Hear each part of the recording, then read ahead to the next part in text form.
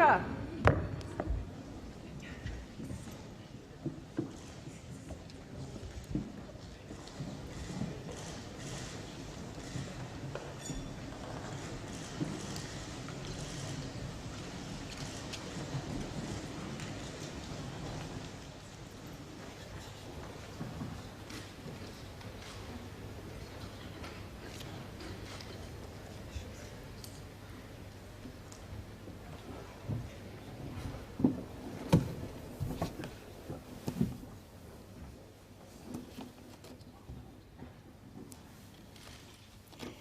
I acknowledge the Ngunnawal and Ngambri peoples who are the traditional custodians of the Canberra area and pay respects to the elders past and present of all Australia's Indigenous peoples. Almighty God, we humbly beseech Thee to vouchsafe Thy blessing upon this Parliament. Direct and prosper our deliberations to the advancement of Thy glory and the true welfare of the people of Australia. Our Father, which art in heaven, hallowed be Thy name. Thy kingdom come, Thy will be done in earth as it is in heaven. Give us this day our daily bread, and forgive us our trespasses, as we forgive them that trespass against us. And lead us not into temptation, but deliver us from evil. For Thine is the kingdom, and the power, and the glory, for ever and ever. Amen.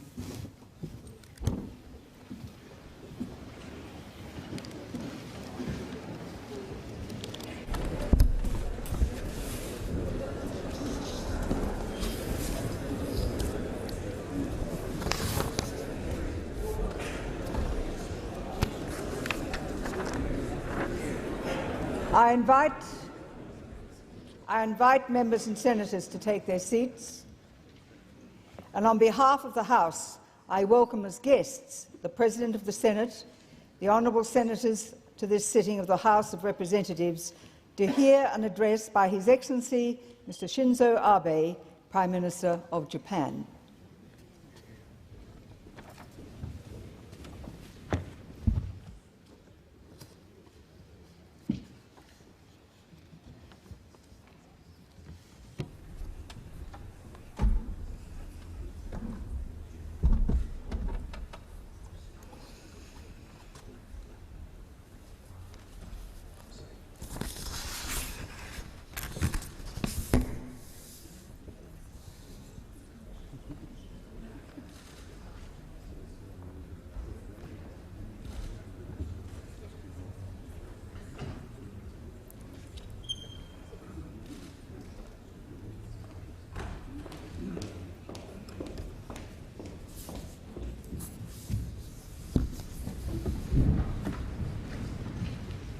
Honourable members, honourable senators, the Prime Minister of Japan.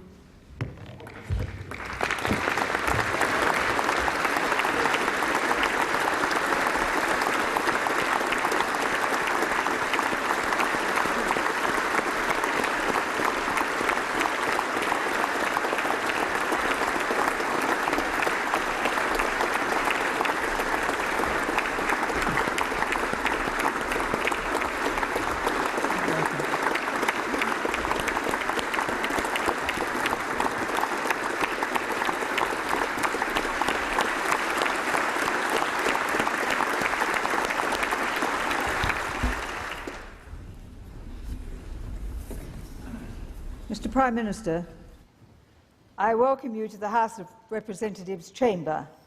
Your address today is a significant occasion in the history of this House. I now call on the Honourable the Prime Minister to welcome Prime Minister Abe. Madam Speaker, Mr. President, on this historic occasion, today we welcome to this Parliament a great friend of Australia, the Prime Minister of Japan, Shinzo Abe. Leaders from the United States, China, the United Kingdom, Canada, Indonesia and New Zealand have addressed both houses of this Australian Parliament. So it is fitting that we should now hear from the Prime Minister of Japan in recognition of our special relationship, built on shared interests and common values: democracy, human rights, the rule of law more open markets and freer trade. Madam Speaker, during one of our Parliament's early debates, Prime Minister Deakin noted the high ability, inexhaustible energy and endurance of the Japanese people that, he said, made them such competitors. At some times it's true, Australians have not felt as kindly towards Japan as we now do, but we have never, ever underestimated the quality and the capacity of the Japanese people. Even at the height of World War II, Australia gave the Japanese submariners killed in the attack on Sydney full military honours. Admiral Muirhead Gould said of them, "Theirs was a courage which is not the property or the tradition or the heritage of any one nation, but was patriotism of a very high order." We admired the skill and the sense of honour that they brought to their task, although we disagreed with what they did. Perhaps we grasped even then that with a change of heart, the fiercest of opponents could be the best of friends. Because just 12 years after World War II, Japan's Prime Minister Kishi, Prime Minister Abe's grandfather, visited Australia and paid his respects to Australia's war dead at the War Memorial in Canberra, as you, Prime Minister, have done yourself today. Prime Minister Kishi also signed the Commerce Treaty between Australia and Japan, which helped to spawn the iron ore and coal industries that have done so much for both our countries. Prime Ministers Menzies and Kishi allowed history to be their teacher, not their master, and in so doing provided a lesson in magnanimity for all times and for all peoples. Madam Speaker, since 1957, Australian coal, iron ore and gas has powered Japan's prosperity, and Japanese cars, consumer goods and electronics have transformed Australians' lives.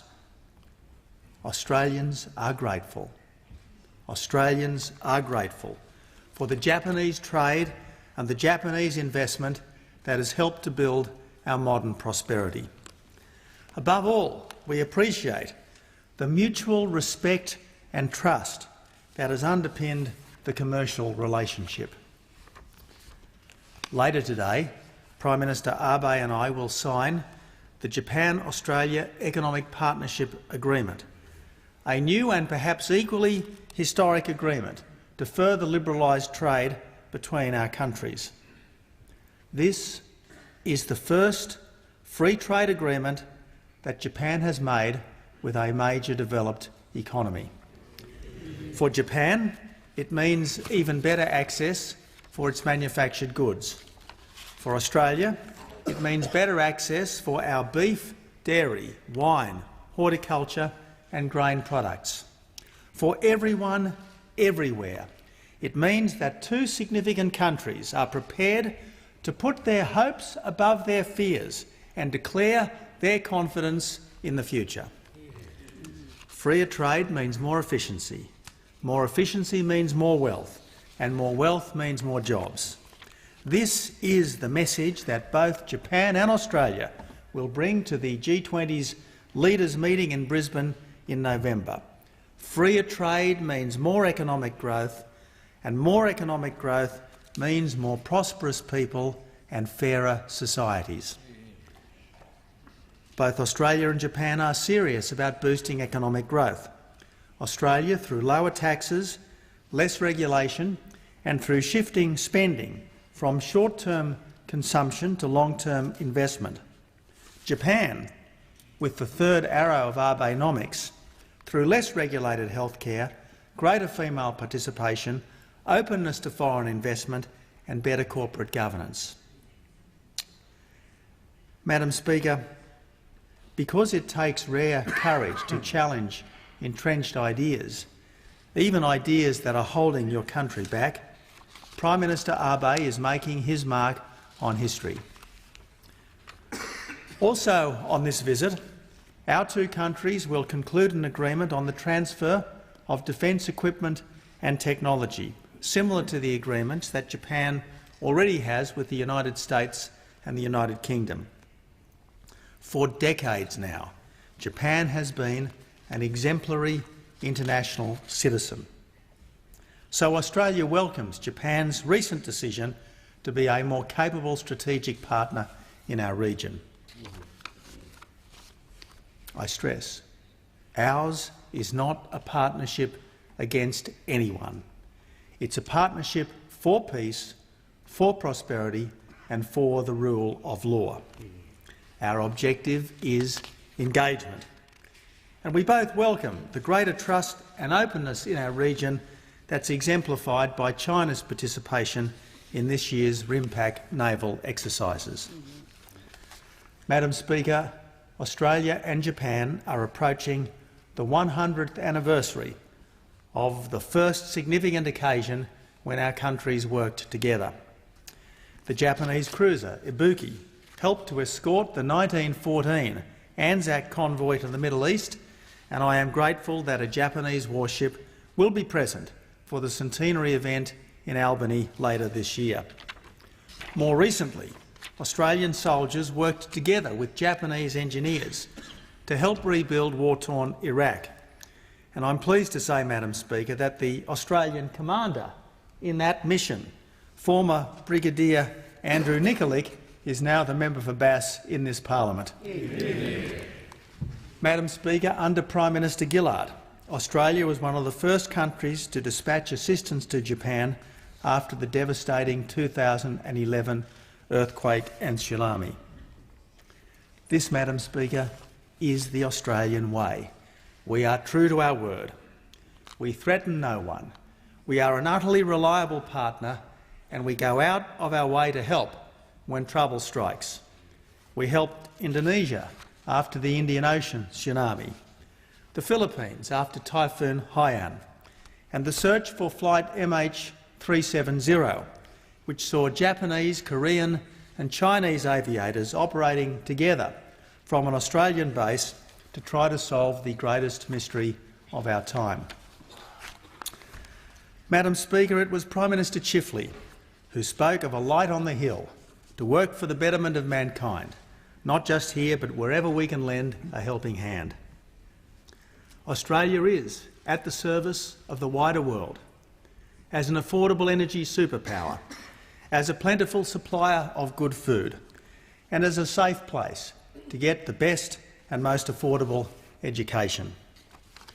We hope that all the countries of our region will look to us to provide the energy security, the resources security and the food security that all seek.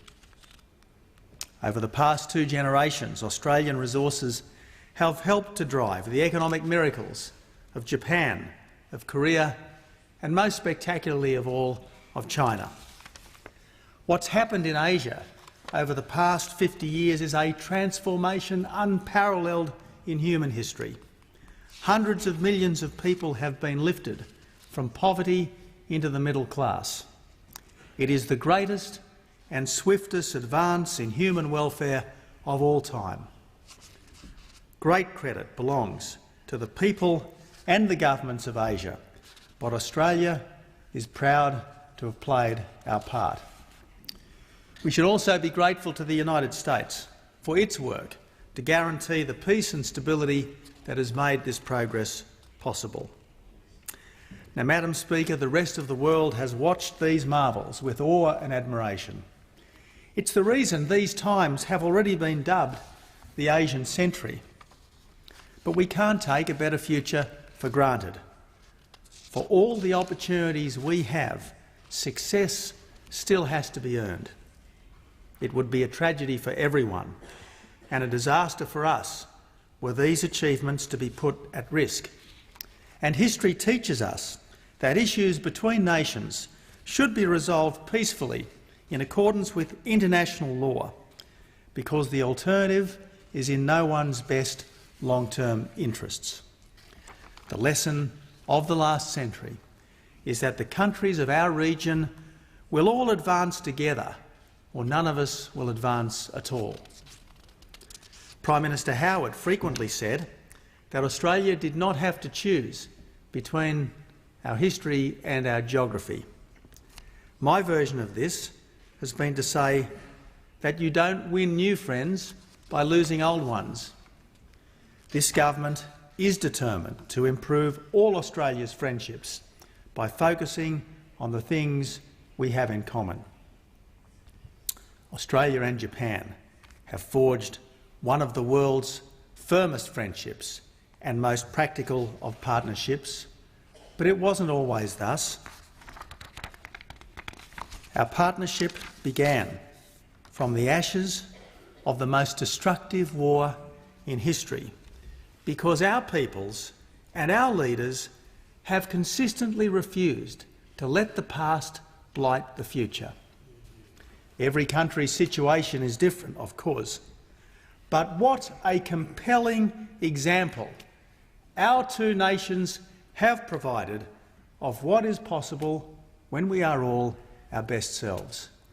Madam Speaker, we are honoured to have Prime Minister Abe in our parliament today, thrilled and honoured, and we all look forward to his address.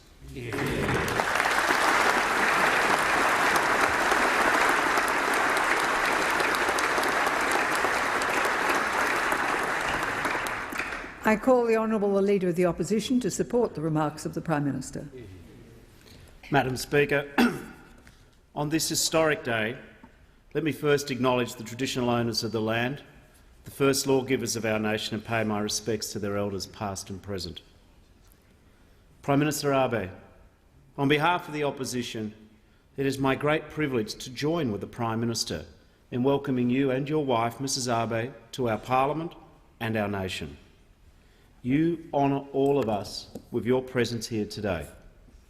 There is so much that our two countries share: faith in democracy, deep respect for the rule of law, cooperation in peacekeeping missions, global leadership and nuclear non-proliferation. And I acknowledge today the work of our former foreign ministers, Yuriko Kawaguchi and Gareth Evans.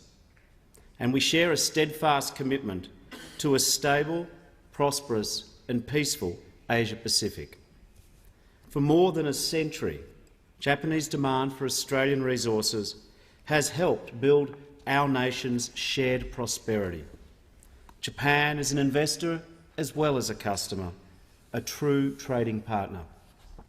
For more than 50 years, Japanese investment has driven the development of northern Australia, from the iron ore fields of the Pilbara to the Northwest Shelf and the Darwin liquid natural gas to the coal mines in our east. And Japan has long been much more to Australia than a leader in technological innovation or a market for our resources. We have traded and shared our values and our ideas too. Australia's arts and our architecture, our food and philosophy, even the way we do business, has been enhanced and enriched by the Japanese. All Australians are grateful for these gifts. We celebrate this diversity. We understand that it helps us gain and grow and learn. Or as the Japanese saying goes, Junin to iro, 10 people, 10 colours. In embracing our differences, we are stronger, and ours is a friendship that shares hardship. When Fukushima was devastated by earthquake and tsunami in 2011, Australian hearts went out to our friends in Japan.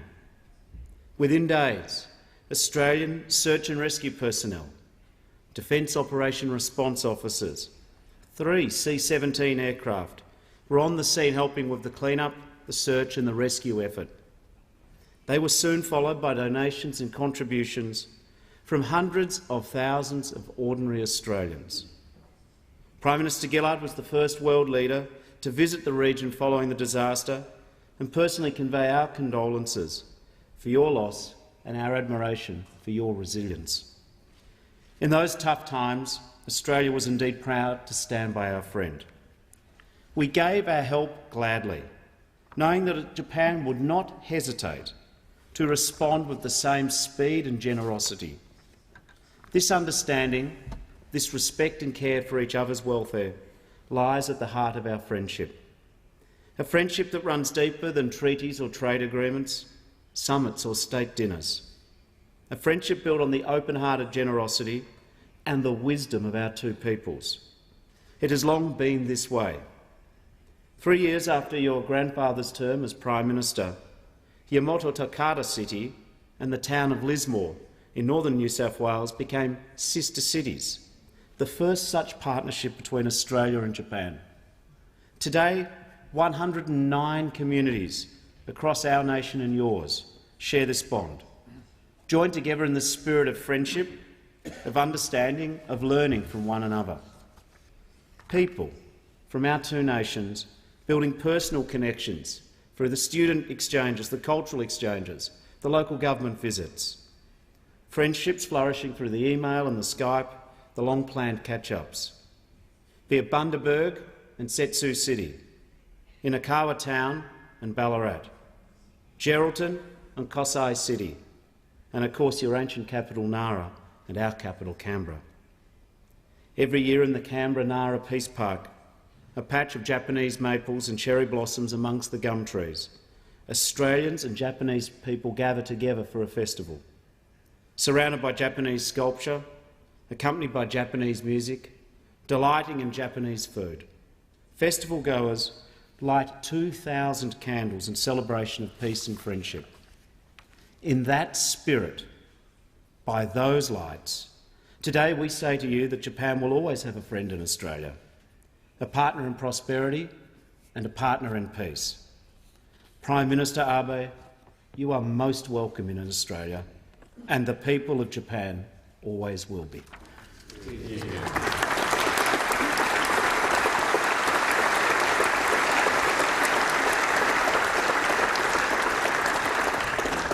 Prime Minister, it gives me great pleasure to invite you to address the House.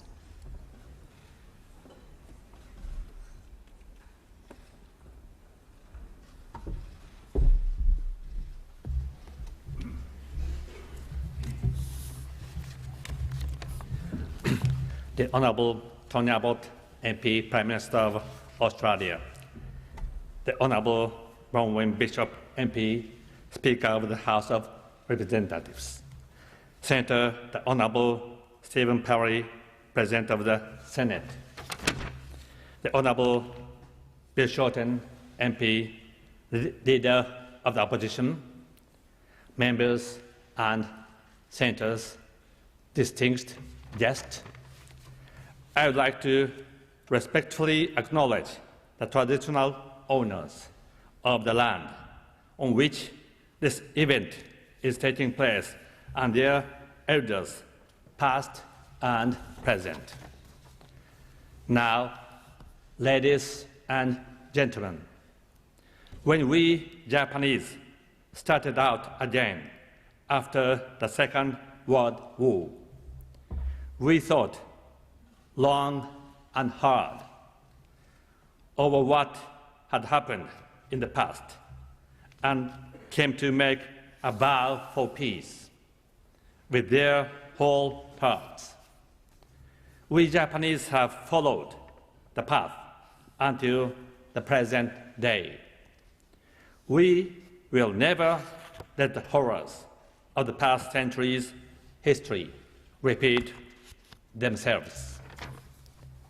This vow that Japan made after the war is still fully alive today. It will never change going forward. There's no question at all about this point. I stand here in the Australian Legislative Chamber to state this vow to you, solemnly and proudly. Our fathers and grandfathers lived in a time that saw Kokoda and Sandakan. How many young Australians with bright futures to come lost their lives. And for those who made it through the war, how much trauma did they feel even years and years later from these painful memories? I can find absolutely no words to say. I can only stay humble against the evils and horrors of history. May I most humbly speak for Japan and on behalf of the Japanese people here in sending my most sincere condolences towards the many souls who lost their lives. There is a story from 1968 that pulls at my heartstrings even now. Australia invited a Japanese woman to come here.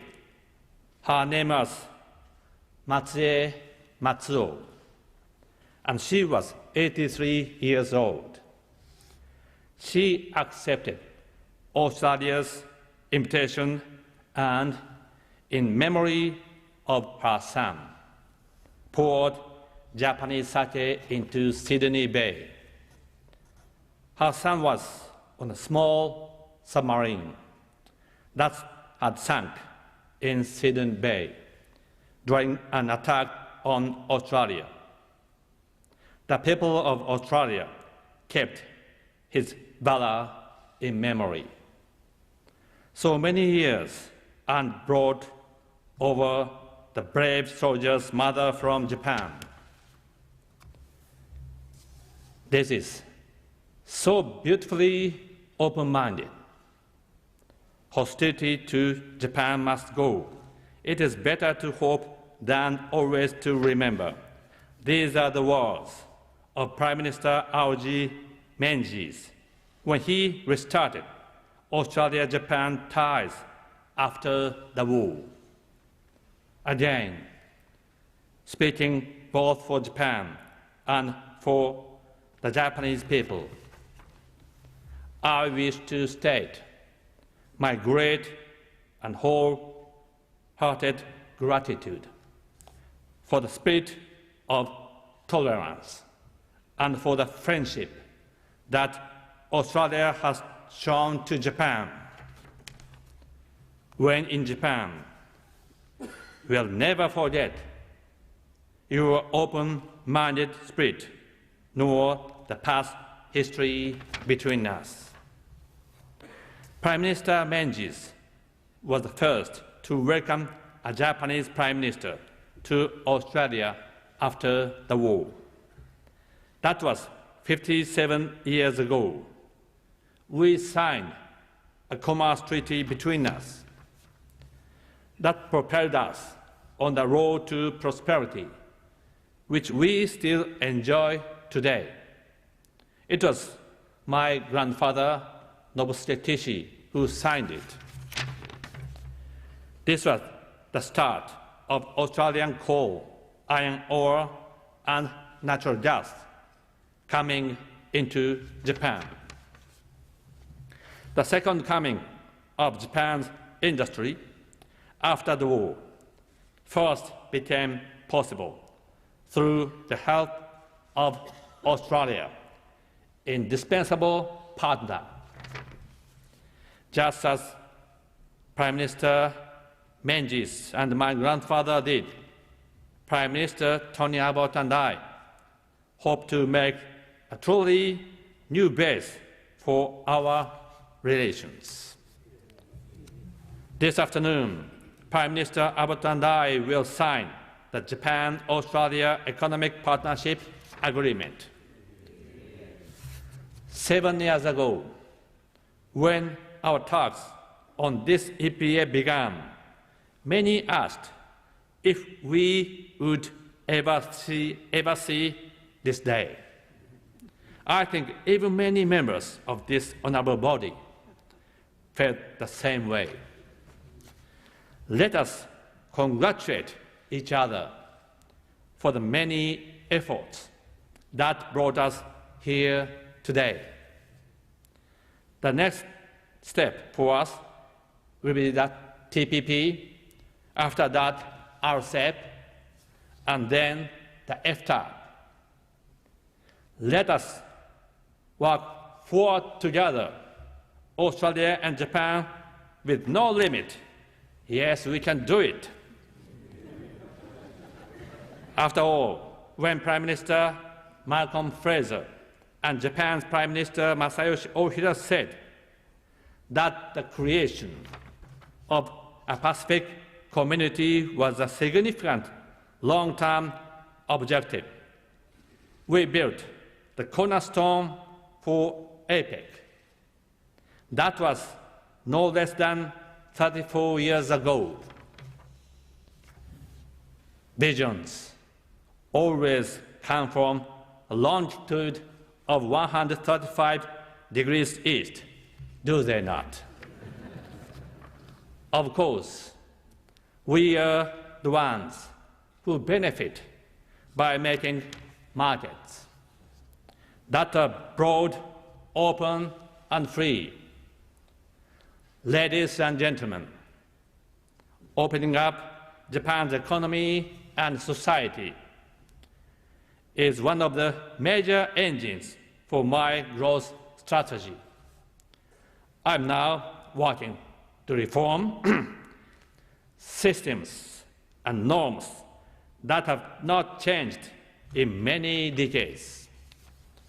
Japan will grow by increasing its productivity while keeping good fiscal discipline. To do that, I will become like a drill bit myself, breaking through the vested interest and the norms that have deep roots. Reforms are now starting in the fields of agriculture, energy policy, and medicine. For the first time in decades, we also started to reform all norms in our labor regulations. Since the beginning, I have stressed that I want to make Japan a place where women shine. I have also said time and again that for non-Japanese with a can-do spirit and ability, Japan and Japanese society must be a beacon of hope.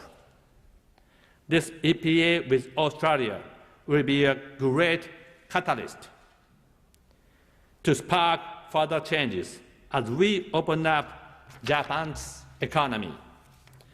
It will also give us a great push forward as we work towards the TPP.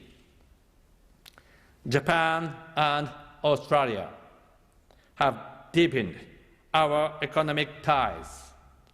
We will now join up in a scrum, just like in rugby, to nurture our regional and world order and to safeguard peace.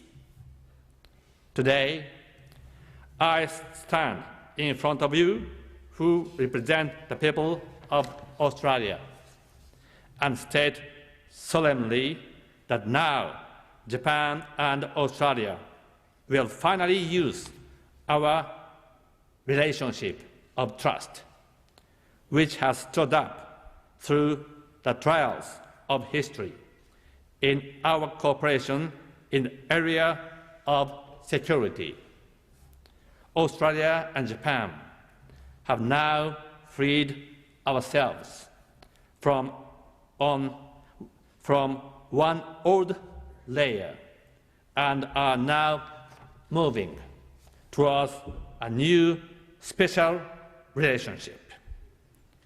Prime Minister Abbott and I confirmed that already on April 7 in Tokyo. Today, Prime Minister Abbott and I will sign an agreement concerning the transfer of defense equipment and technology. That will make the first cut, engraving the special relationship in our future history. That is not all. So far as national security goes, Japan has been self-absorbed for a long time. Now, Japan has built a determination.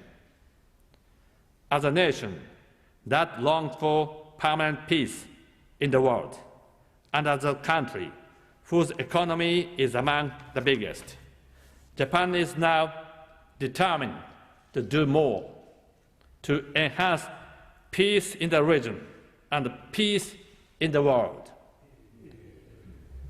Ladies and gentlemen, it is to put that determination into concrete action that Japan has chosen to strengthen its ties with Australia.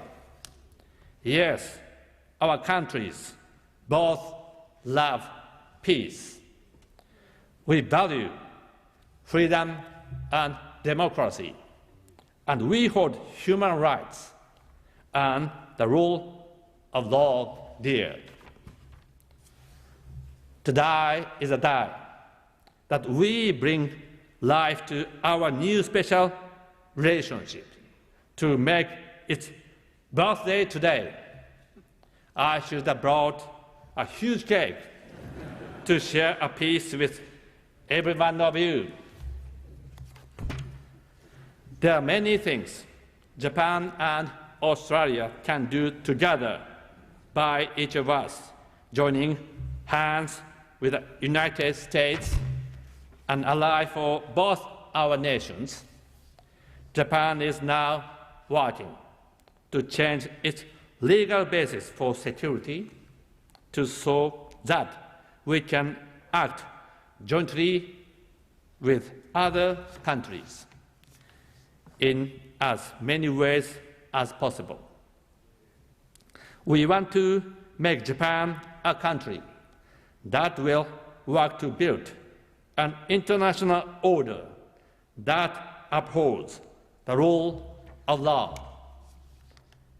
Our desire is to make Japan a country that is all the more willing to contribute to peace in the region and beyond.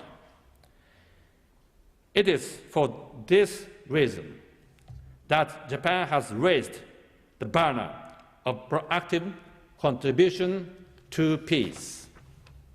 Whatever we decide to do, I will tell you that Japan will continue to work together with our neighbor at longitude of 135 degrees east.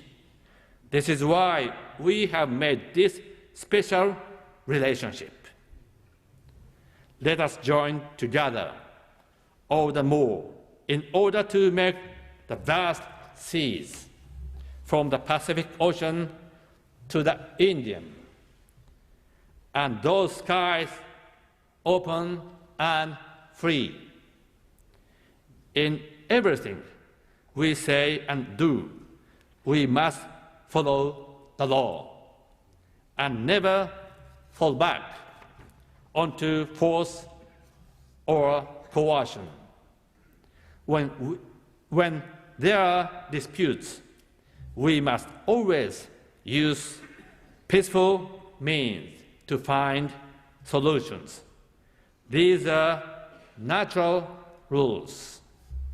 I believe strongly that when Japan and Australia, sharing the common values, join hands, these natural rules will become the norm for the seas of prosperity that stretch from the Pacific Ocean to the Indian.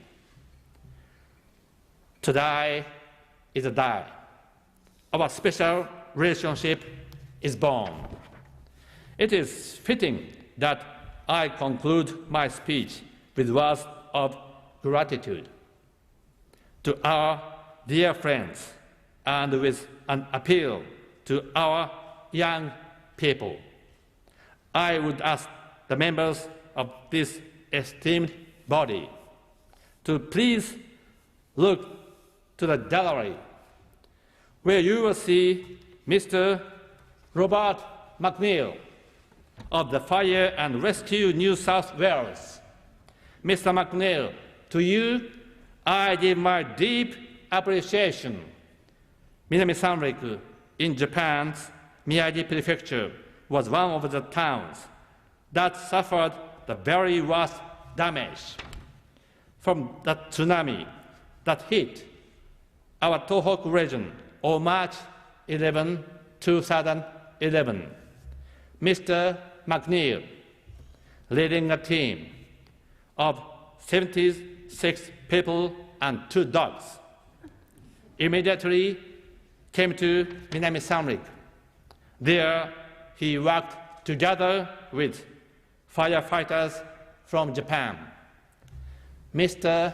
McNeil said, when the Japanese firefighters were grieving, we were able to share their grief. There were no walls of communication between us. We will keep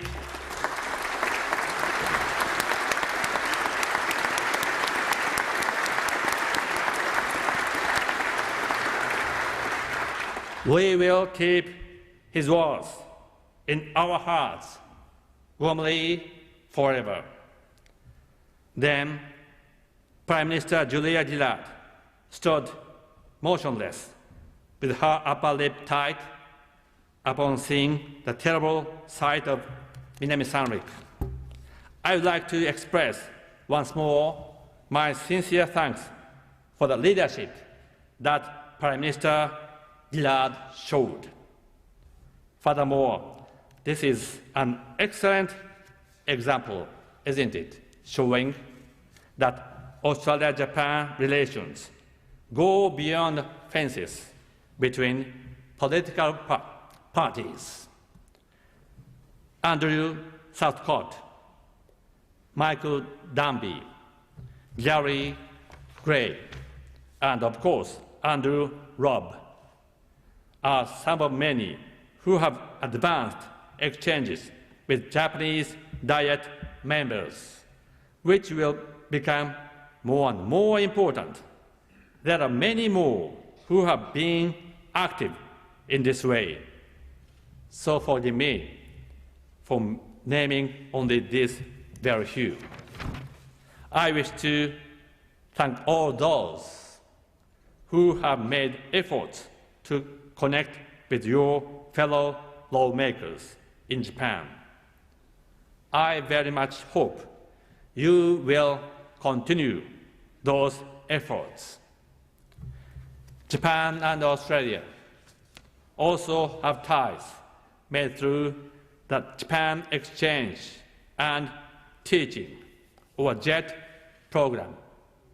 The new Colombo Plan will certainly give rise to the leaders of the future.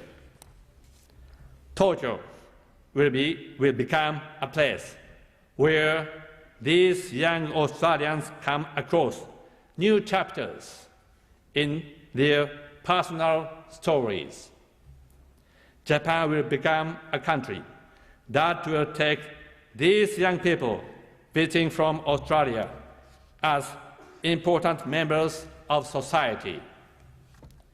Japan and Australia will each work to make our youth exchanges stronger, bigger, and better. This is the era that has now begun. I ask all the honourable members of this body to take back to your home districts the message that Abe said, that young people should head to Japan.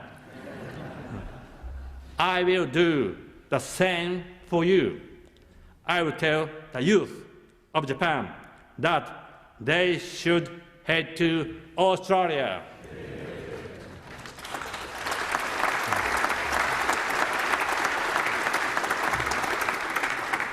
In 2020, Tokyo will once again host the Olympic and Paralympic Games. As for me, I watched the 1964 Olympics, and I saw one of the many who were dazzled by the power of Miss Dawn Fraser, who is in the gallery today.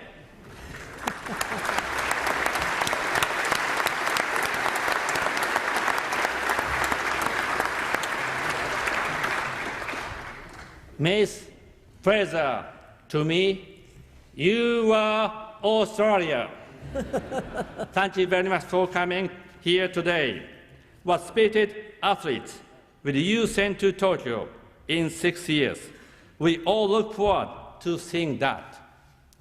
Miss Fraser Dawn, I hope we see you in good shape in Tokyo once more in 2020.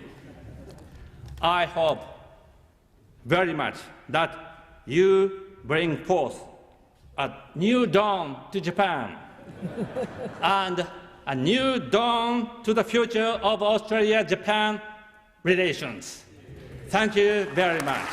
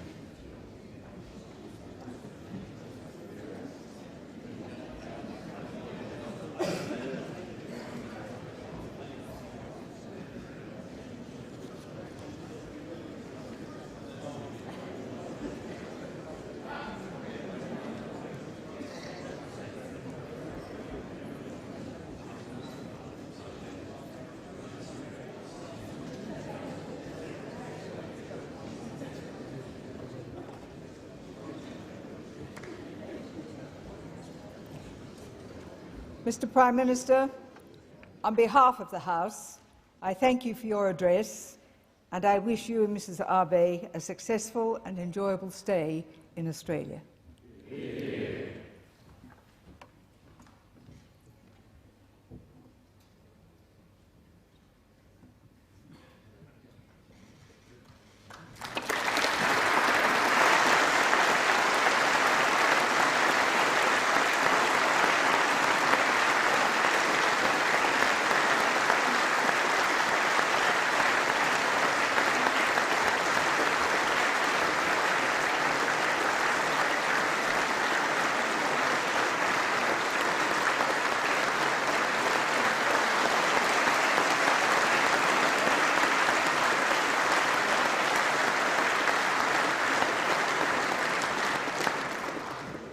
I thank the President of the Senate and Senators for their attendance today and advise that the House stands adjourned until Monday, the 14th of July 2014 at 10 a.m.